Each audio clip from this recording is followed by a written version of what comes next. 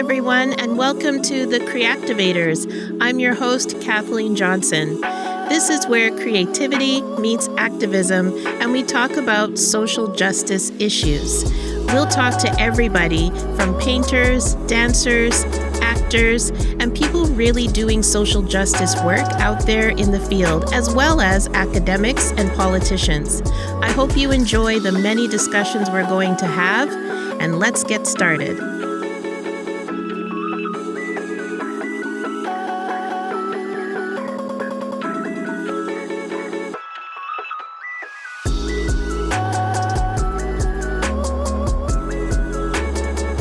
Hello, everybody. Welcome to the very first episode of the Kreactivators Podcast. I'm your host, Kathleen Johnson, and with me today is Elaine Thrash. Elaine is the first guest on our new show. I've attempted to start this a few times for some of you that might know, but this is our first real episode, and we're so grateful to have you here, Elaine. When I was researching you, I was like, what does she not do? There's singing, poetry, dancing, acting. How do you choose what to do creatively on any given day? I just feel inspired, like for any reason. For example, if I see something interesting, what about a choreography? Or if I see something interesting that's stuck in my head, I say, it could be a song. And everything turns into art for me. I can channel everything into art, which is, I think it's a gift for my family because we're all very artistic. I have some people that are very good at drawing. Some people are very good at dancing. Some people are very good at writing. And I think I got a little bit of everyone, except for cooking. That's the thing that I'm not good about. Yeah, that's the only thing I cannot do properly is cooking. I'm very clumsy with knives, so no. Well, we have DoorDash now and Uber Eats, so... And I have a Prince Charming that cooks for me. That too. That comes in handy too. That's awesome. So tell me a little bit about your life in Brazil, because you came to Vancouver in 2018? Yes. I mean, I came here before. Okay. I came here in 2012 just to study for a month. And then I came, my sister loved the idea. I was talking about Vancouver all the time. And then she was like, I want to go. I want to do the same trip with you. But instead, we came to work, study and work. And we stayed for 6 months. And at this time, my beloved one, he came to visit us. And he loved it as well. And we kept talking about Vancouver. So, we should move. Yeah, because I feel like Brazil, it's getting too small for me. It's getting too small for all my creative endeavors. So I need to experience something abroad. And my father, my family, they were all very supportive about it. And everybody was like, no, you should go. And we decided to come. And since 2018, I'm here. And I'm staying. So, yeah. And you went to Langara College, is that correct? Yes, I went to Langara. Firstly, for creative writing, because of course, if you want to move here, you need a visa. So right. If you want to keep your visa at the time, you have to study like a college for 3 years. And I did that. And I chose creative writing, but I swapped midway because the film arts program was calling me. It was like a 8-month program at Langara, but it was a good idea. At the same time, it wasn't. Because I didn't know it was going to be the pandemic going on. And if you're going to study film arts during lockdown, it's hard because you have to do everything online. And the films were like, everybody had to do everything like a little bit shorter and with less people. And it was very complicated. You have to be a semester of nothing, like doing nothing. But yeah, and then I thought about finishing my creative writing program because that's the one that I started. I don't like to start something and never finish. I have to keep going. I have to find a way to come back to it. And this year, I decided to come back to creative writing. And I did 2 semesters. And I'm taking this one off. And I'm going to finish my program next semester. Oh, awesome. The pandemic was really tough in terms of being able to get into a room with other people and do something creatively. I know, like, if you had to produce music, it was hard, or like do films. So you came out on the other side of that. And I also, investigating your IMDb, Oh boy. there was, I don't know how many movies. I think I actually lost count. How many? I think it's more than 30 that's on IMDb, but there's more that they didn't put it there. Yeah. Yeah, for some reason, I don't know.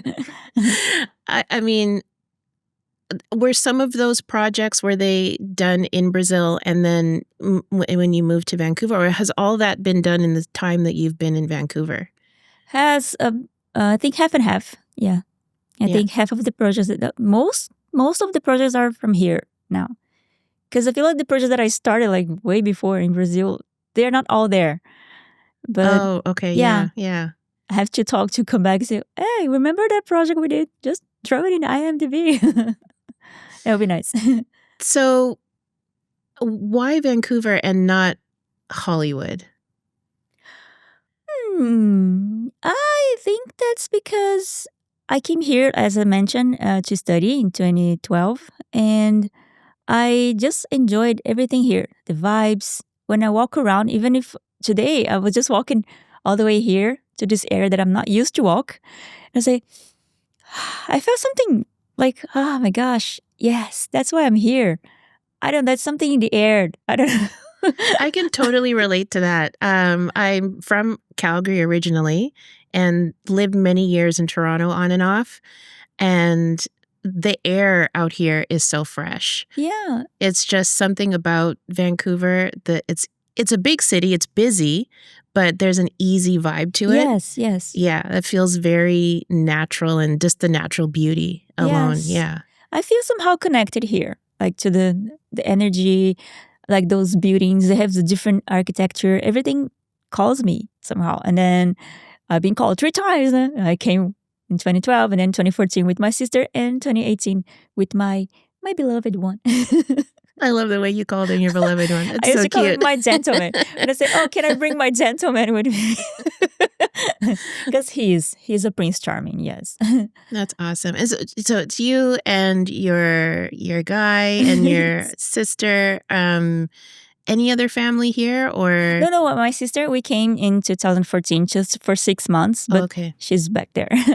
Awesome. Yeah. So Just the two of us here now. I went on YouTube and I was like, oh, I wonder what the music's like. Oh boy, you saw this. And I was so shocked because you're petite. Oui. And that voice Oh. is nothing like I was expecting. I heard like this growling thrash metal voice, really deep and growly, and I was like, how? I don't even know. Yeah, that's interesting. I started singing a long time ago. Back when I was studying in Brazil, and then I met some friends, and we just started to play some covers. And I discovered that I was singing in Sepultura, which is a Brazilian band. And I said, oh, I discovered a way to sing that song without hurting myself. And it was very comfortable. And then I kept doing it, and to a way that people say, how can you do this? And then I was going to my gigs with my bands, and I was always dressed like very gothic, and everybody, oh no, here comes another one, like singing, opera style, like metal, like opera metal, like. That's it. And then I started singing differently. They said, "Oh my gosh, she's the devil." Well, it's quite impressive, and you've been in a few bands. You've led about 3 or 4 bands.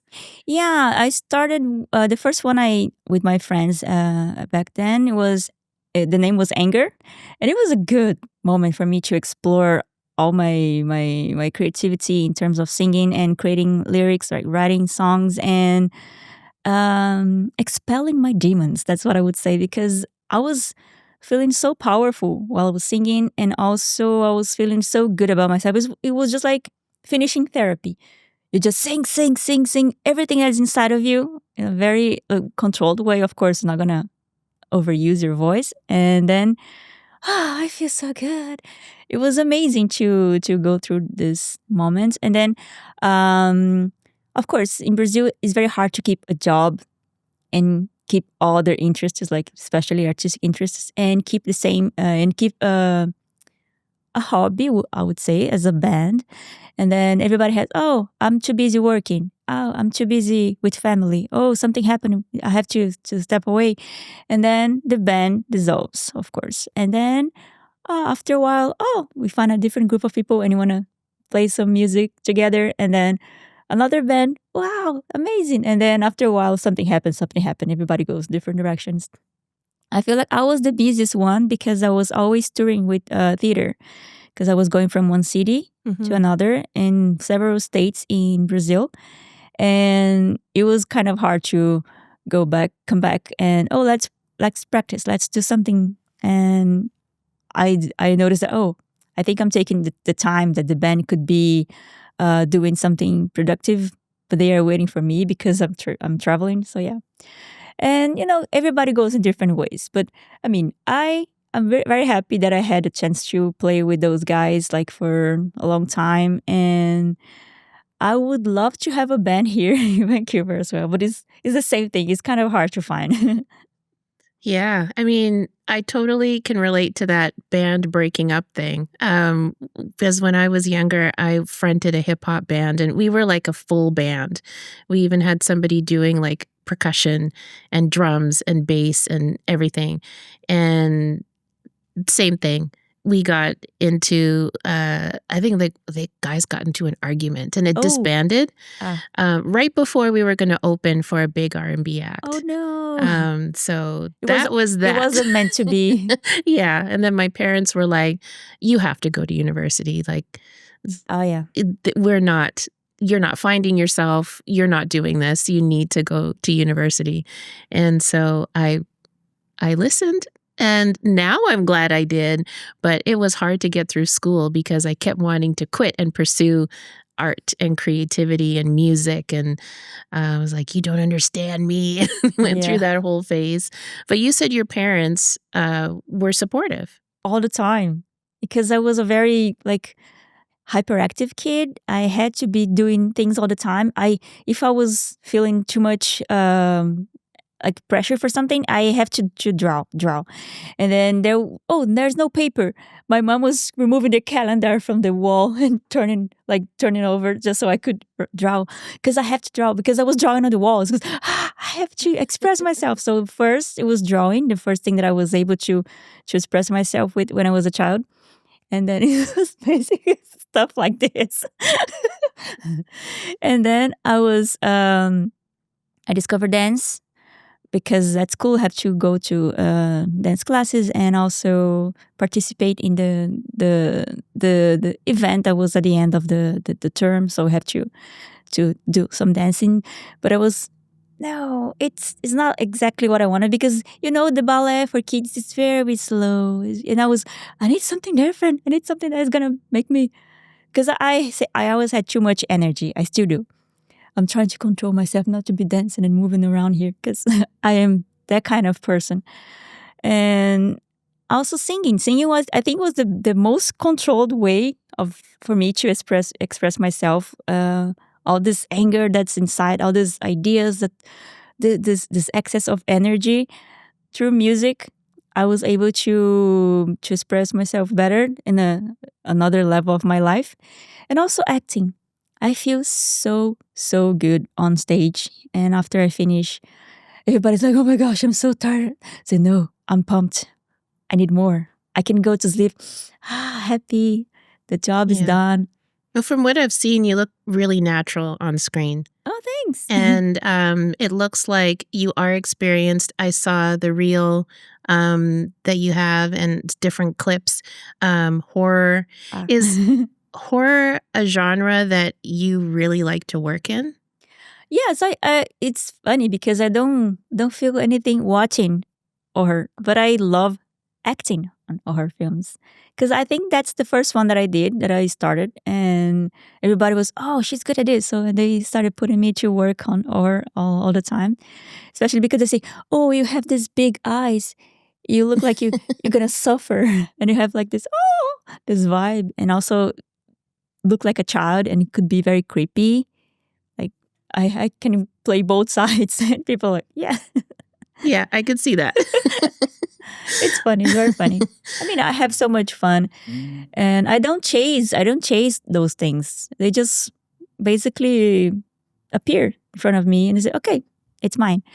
I'll grab it. I'll be part of it. That's awesome. I just like the way that you explore anything you feel like exploring. Yeah. Like, it doesn't seem like you have put yourself into a box and said, I'm this type of artist and I do this type of work. Do you ever see yourself niching more? Because I know that niching just seems to be the buzzword these days. Like, everyone is like, oh, you got a niche, you have to niche and do one or two things. Do you ever feel pressure to do that? No. I feel like it's important for some people just to be like more focused, but I have to do whatever I want to do, because I'm free. I'm free to do anything. And I feel like if I was gonna pursue this and maybe trying bigger things in life, like bigger roles, bigger projects, I would be okay. I'm gonna have to niche, but I'll be feeling incomplete. I'll be doing something in favor of something, but I wouldn't be happy.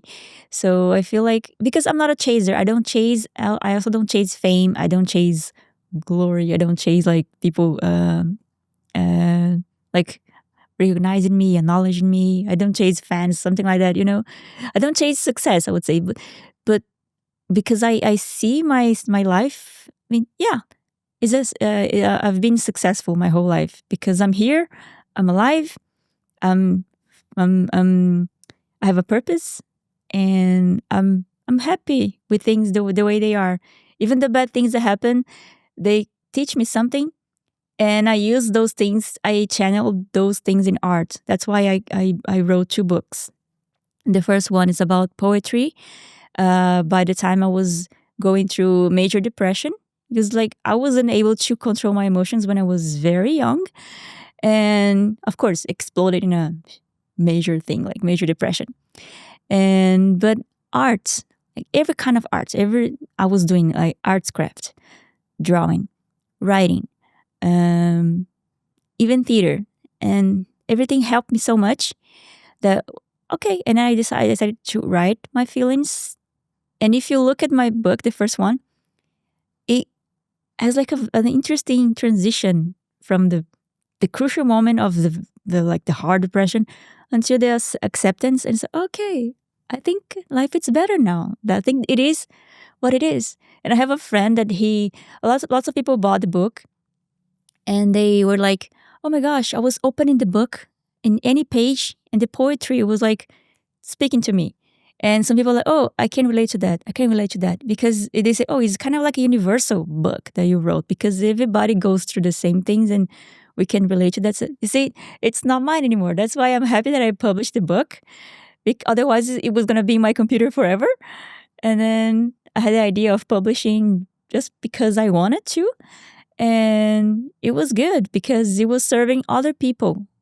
Because they were giving as a gift to people that they knew was going to benefit from that. So it was a beautiful moment. It was like, okay, so yeah, that's why it's important for us to show our art. Because it's going to touch somebody else's. Somebody, for some reason. It's going to be like, for example, I have a friend that she's a painter. She paints beautifully. And recently she had an exhibition, and she asked me to sing at her exhibition. And I said, okay, what's the vibe? Can I see her paintings? And she sent me the PDF with the paintings. And as soon as I was looking at the paintings, I felt so moved. And the song came in my head. I decided to just like mumble a little song that I was in my head. And then I recorded it and I sent it to her. And she was like, oh my gosh, I love it. And then I sang that song. I of course, I improved it. I adjusted a couple of things and I sang to her on her exhibition, and everybody loved it.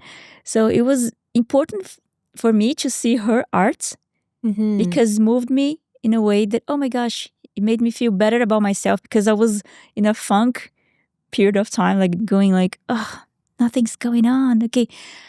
Okay, let's take a pause and deep breath. And then after I've done this performance, I feel so much better now. I was like, oh, I feel so clean, so as if I feel peaceful. And things are starting to happen. So I have other things in my head that I need to make sure happens in my life. For example, a play that I wrote about my cat. About your cat? Yeah, because he passed almost a year ago. Oh. And I was feeling terrible about it. And I need to heal. And then again, writing, doing some art is the way for me to heal. So sometimes people say, oh, you're an actress. But are you doing something on TV or on a film? Or like, let's see your credits. You're doing something important. Like, say, I'm doing something important for me, because that's my way of healing. So I am, and also whatever I do, my writing, also the short films that I used to write, and I'm trying to produce them, speaks to somebody else. Like, the message is important. So I wanna send my message, and the message is that's power for healing. Absolutely. I think that's why most artists do what they do. Yeah. It's so cathartic. And there's that relationship, that connection you can build with people you've never even met. Yeah. That is so amazing. I'm curious about the other book, How to Be a Good Husband. Oh my God, it's so funny. How did that come about? Yeah, so I was blogging about my perfect gentleman, because when we started dating, he was so different from other guys that I dated before. And he was my opposite. But he was chasing me for a while. And I'm like, I know. Because, I'm very woohoo. And he's calm, quiet, polite. He's like, oh, just like a tall angel. And I'm like, no, it's too slow for me. I need somebody like more my vibes. But again, I dated guys with the same energy, and it was very conflictuous. It was it was always a dispute of power and energy. So, and then out of nowhere, after I published my first book, I think I came back to talk to him. Yeah, I think that was it. And then, because the first book that I published was From Depression to Creation, it was like, okay, chapter, let's move to another chapter, a better one, because that one, okay, is in the past. And then I think I became a little bit more, less crazy as I am. And also, after going through bad relationships and learning a lot and going through another depression as well. And then I came back to, out of nowhere, he appeared again in my life, my gentleman. And we decided to talk, but I told him, okay, let's go slow, because I know that you were eager to date me, but let's go a little bit slow, see how it goes, like a test drive. And then I was observing him, seeing how amazing he is with his family, he was with his parents and everything else. I said, oh, okay, I think we can make it work. And then the test drive was complete successfully. And so this man was so good, yes. You had to write a book about it. Yes. That's amazing. Yes. And also, the inspiration for the book comes from the way he was amazing. Like, he is a perfect husband. Although we're not married, technically married, but we lived together for so long. We are married. But also my parents. I was always trying to find a good reference from my parents. Oh, they are so nice. They respect each other so much. They're so cute. They're the kind of couple that everybody wants. Like, they used to invite my parents for everything. Like, people inviting my family, every family party, event, wedding, whatever. My parents were always there, like, together, being the I feel like the nice pillar for the party to function. Because my dad was so funny. He was an amazing guy. Everybody loved him so much. And my mom, she's like a psychologist. She talks to people like a therapist, and she gives a nice advice without being like nosy. Just the way she speaks is like, oh, like another angel in my life. So yeah, I'm surrounded by angels. Like, why am I so devil? So I'm a little devil surrounded by angels. So it's funny. So it sounds like a similar dynamic with your hubby being the calmer one. And yes, I need somebody that's is gonna slow me down a bit. Yeah. So otherwise, fire. But all this energy is really good creatively because you can just keep going. And I'm sure where other people might need to take long sabbaticals or, might need to take these kind of breaks, you can always channel it here, channel it there, channel it somewhere else. So have you ever taken a long hiatus or a long break from, doing anything creatively, or is it's in your blood and you're always doing something? Yeah, it's in my blood. I feel like the moments during the pandemic, it was kind of hard because it was, what should I do? What can I do? And then I was trying to create stuff at home, very silly videos, silly moments at home. But I felt some moments when I was just trying to slow down and rest. I was getting to a dark side. I was like, oh my gosh, depression is calling me back. So no, I cannot take a break because that's my fuel. That's the way I survive. So I feel like, but I don't feel like as an obligation. That's the thing. It's not like, oh my gosh, if I don't do this, I'm gonna die. No, I just like, okay, let's talk about it. Like me, myself, and everybody inside of me. There's lots of people inside of me. Okay.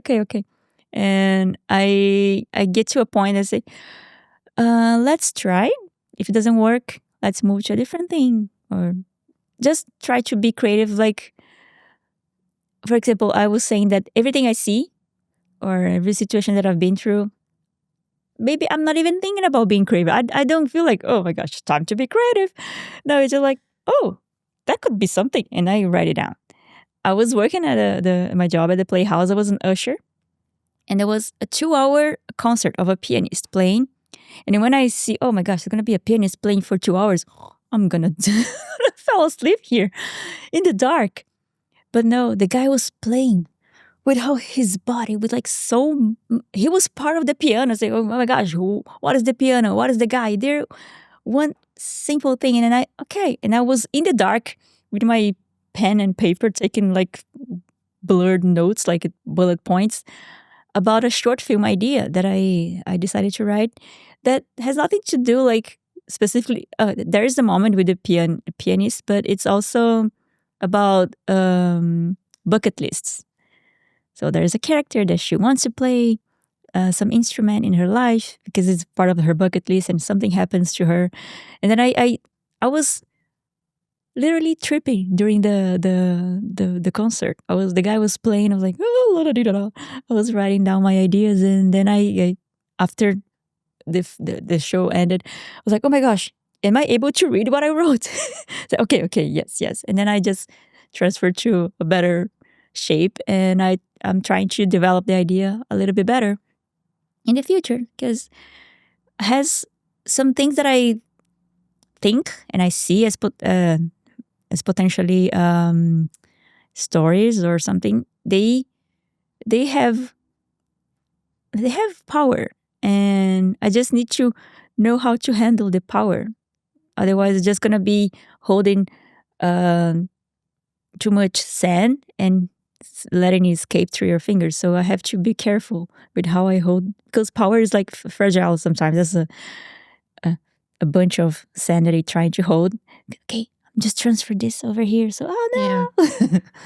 Absolutely. I just love how you don't limit yourself, but you haven't expressed judgment of yourself. And I find that so interesting because sometimes art can be, or the pursuit of it can be so, like, lend itself to so much self-deprecation. Like, as you mentioned, you don't feel that pressure, but at the same time, I know it exists. The pressure is there.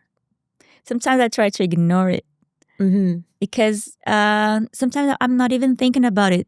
But if I get another actor or another person gets in my head with their concerns about their craft, sometimes say, oh my gosh, should I be worried about that as well? I say, no. I'm not that person. I have a different background. I have a different, I know my value. I know that I've been around the block. Even some people say, oh, you just started. No, I don't. I've been around the block. So I'm just not visible as everybody else. But I'm there. I'm doing, but it's for myself. It's for myself and also for spreading things close. I'm not reaching like far because I feel like I can control better if it's close. But at the same time, I don't want to control it. I just want to. Sometimes I feel like I'm afraid of going too far, you know? But it's not that I don't feel the pressure. I feel like I try to ignore it. So how do you choose, with it, whatever you're doing, how do you choose who you work with? The vibes. The vibes. Because I am I consider myself a weird person because I have my moments. I'm super active. I talk too much. Sorry. Sorry. Perfect guess for that, though. Yeah, thank you. I talk too much. Sometimes I talk before I think, which is when I say, oops, sorry. And then I have to work with someone that is not gonna be, the energy is not gonna be super conflicted with mine, and it's gonna be, the person is gonna be understandable, like the process, and also has to be. I think we feel, we feel when the person is the right fit for the project or not. Yeah. Sometimes we get into somebody else's project, and you have to work with somebody there that has a different energy, and you say, I don't feel comfortable, but you just handle it. But of course, you're not gonna invite that person to your project because you feel like it's gonna be an issue. I mean, sometimes it's just a small thing. For example, the person is a simple, stupid example. Just to give an example, the person there's a craft table, and the person is grabbing everything and touching everything. So that's wrong. Just a stupid example. Just the person is doing something that's not gonna be just weird, but it's gonna be interfering with everybody else's health, for example. Or the person is always complaining about anything. It's water. This is a weird color. That's always a sign. Yes, the person has nothing important to say and starts, it smells weird here. Who asked? I mean, if it's a concerning smell, it smells like fire. And then, but no, it smells weird here. Just go take a shower then. It's you. Wash your pits. Sorry. Fair. Totally fair. So we've covered a lot about your various modes that you express yourself. And you mentioned purpose and you mentioned a message. What is your message? Like if you had to leave behind one thing that you wanted to say to the world of who Elaine was, what would that be? Embrace the weirdness. Just kidding. I just used to say that because I'm very weird, and but I feel like the message that I always trying to spread to people is like, be human. Please, don't try to be something other than human. Just be human. Like, show your feelings. Cry for help. Ask somebody for anything, because sometimes the answer is right there, like just a call away, and you're just like on your phone, like trying to Google the answer. No, you're not gonna find the answer. You have to. Sometimes, if you need contact, we need people, we need each other, and we need to live and be human. Yeah. I love that. That is something that I totally resonate with. And I think it's aligned with my message as well. I work a lot in social justice space, and I work officially in diversity, equity, and inclusion. And I feel like that we keep coming back to that humanness. Yes. And sharing that we all have an experience of being human on this earth. And I think we don't hear each other out enough about what those experiences are, and things are so polarized. So one of my last questions I have for you is, like you said to me, like, I don't want to talk about issues. And I know everyone's up to their eyeballs in what's on the news or what's happening in the world. And you talked about art being healing. So does that help you process, like, your various artistic pursuits? Does that help you process when you're seeing things that are disturbing out there in the world that, your emotions might come up with that? You lean into your creative avenues to kind of, deal with that. Not saying you're escaping, but maybe. Absolutely. Because some people, if you throw an issue and you explain in shape of art, like a short film or like a painting, people will feel more connected. If it's just like news, blah blah blah blah blah blah blah blah.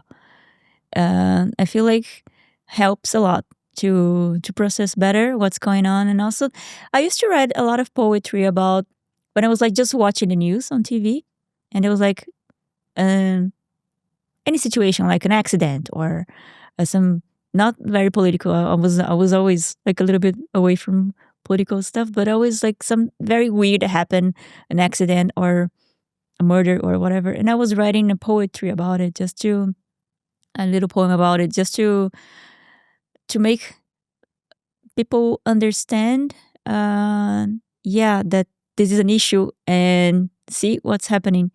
Because if it's just like blah blah blah blah blah blah, the news anchor just vomiting. That's really what it sounds like. Yes, blah blah blah blah blah blah blah blah blah. That's it, and it doesn't speak to me. But if you see a poem, just like I was talking about the situation in how people are treated when they die, like just bodies and put in the bags and put in the ambulance and just go into the morgue or whatever. And I created like a poetry about it because we're just bodies. But even as a body, we need to respect. We were a person before dying. We were a human being. So this vessel is still something. So just don't throw it away. Just like, and it was a weird situation that happened with bodies and stuff that I was very young, and I saw that on news or something, and then I was like, oh, that's weird. And then I just decided to write about, and because in Portuguese everything rhymes, so in the way that I was talking about it, and it came like a little music as well. So your books are in Portuguese and English, right? No, I just wrote in Portuguese. Both of them are in Portuguese. Oh, okay. Yeah. Okay. Because the first one, I didn't want to translate everything because it loses the meaning when you translate to a different language. But I'm considering translating all of them just so people can have an idea of what I'm talking about. And maybe now that I am more fluent in English than I was like a while ago when I published, maybe I can translate and keep the meaning. Because I have to do it. I can give that to Google, for example. Don't translate my stuff, Google. It's gonna change the meaning. So, what's next for you? What are you working on? What's on that bucket list? Like, what are you cooking up at the moment? My bucket list is overflowing. No, but I am, as I mentioned, that I wrote about my cat, and I need to make that play. Because it was from one of the classes at creative writing at Langara. It was stage playwriting. And I had the amazing instructor. And it was the best class that I had ever. And that's why I'm taking this semester off. Because I'm afraid that my next class is not going to be as good as that one. I'm like, oh my gosh, I need to choose wisely my next class. Yeah. But this stage playwriting was so good. And we workshop in our plays. And everybody was so nice, so welcoming. And I got amazing feedback on my stuff. And everybody was crying a lot because while we were reading the play, and I was crying a lot as well. So it's kind of still hard for me. Yeah. But I need to make it real because it's so beautiful. I translated my play to Portuguese to send it to my family so they can have an idea but they love it. Everybody was okay. So if you're gonna read my play, get some tissues because you're gonna cry. Because it's very, it doesn't work only for cats. It also works for other pets because losing a pet is devastating, and people have no idea. And maybe I can transform the idea of adopting cats and like the process of how the cats are adopted, because that's, if I'm gonna resume the play, like give you an idea of the play, it's like the cats, when they die, they go to a sanctuary, like a heaven. But the sanctuary is basically a shelter with kittens or other cats that are to be adopted. But the cats, kind of like ghostly cats, they have to go there to give a speech about their lives, like a TED Talk, like a cat talk about their life, how they treated the humans, because they are supposed to heal us, the cats. They are supposed to take care of us. That's why we adopt them. But technically, they adopt us. They choose us. And I've heard that about cats. Yeah. I'm a dog person, and I do have a lab shepherd. And when you talk about cats or like your cat passing, I dread that. I dread that day when she's not with us anymore. Yeah. And yeah, you do feel like they chose you. They chose us. Yeah. Yeah, and I talk about how my cat chose me. I've actually chose my gentleman. It was a gift for my birthday, but the cat was mostly with him because the cat, he was for both of us. And also the way he died, and also the cat but my cat, when he gets there, he doesn't want to talk. He feels like, stage fright. And the other cats are trying to convince him that he needs to talk. Otherwise, the new ones cannot be adopted. It's like a thing. They have to see 3 deceased cats talks. Otherwise, they have to reset and wait for the next 3 to come. It's like a consequence of my cat not talking about his life, how much it would interfere in the others, but he has to overcome the fear because, oh my gosh, I think I'm gonna cry. Yeah. No, I really feel that, and I'm really seeing the threads to life, and like what you were talking about, like it reminded me of something Bob Marley said that I've never forgotten, and he said, "My life is not for me. If it's for me, I don't want it." So there's this real... Oh, I never heard of it. Yeah, there's nice. this real concept of... I think some people just have such a real concrete sense that their life is more than just inside of themselves. And if it's not going to affect other people, why live? Why you're here. Right, So, yeah. And some people, they lose the connection with this kind of connection, but if they dig deep, they can find it. Sometimes it's just a situation. They got a trauma. They got beaten up, or they had like a very rough childhood. So, and they keep carrying with them, and they block themselves with this bad energy. Mm-hmm. And they it's like just somebody to help peel off these things. Okay, you're here, you're there. So yeah, you're not like in this rock anymore. Yeah. But that's the thing. They lose connection. But if they dig deep, or if they have some kind of help, maybe they can come back to life. And so sometimes that's the same with the purpose. Sometimes if we feel that we lost it, like, I lost my purpose. What am I doing here? But if you keep finding, if you keep looking around, you're gonna find it somehow, or you're gonna find a different one that's even better. So, Yeah. but you have to keep trying. You just I give up. Blah. Yeah, it's really important to keep going. If not for yourself, for everybody around you, like everybody that maybe you don't even know that would encounter you and be inspired. It comes back to the message that we have to send, because the message is never for us. It's for others to hear and to see, or to feel. Well, it's been amazing talking to you. Oh, thanks. And I feel so privileged to have you kick off this first episode. And I want to wish you all the best in everything you're pursuing creatively.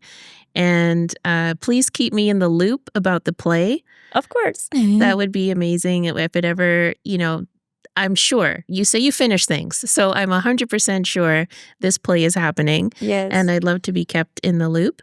And yeah, so I really enjoyed talking to you. Everybody, check out Elaine. She's on LinkedIn. She's on Instagram. She's everywhere. We'll make sure that in the show notes, there's links to her socials. Check her out. Check out her many, many different creative pursuits, whether that's movies, her singing, her poetry. Check it out. And you be blessed and you be inspired by Elaine. Oh, that's the goal. That's the purpose. Inspire others. Thank you so much. Thank you. Thanks for joining us. And if you liked that episode, please like, comment, subscribe, and share. And feel free to pick up my book, Thinking Outside the Boardroom, Creative Solutions in Diversity, Equity, Inclusion, and Anti-Racism, available on Amazon and everywhere else books are sold.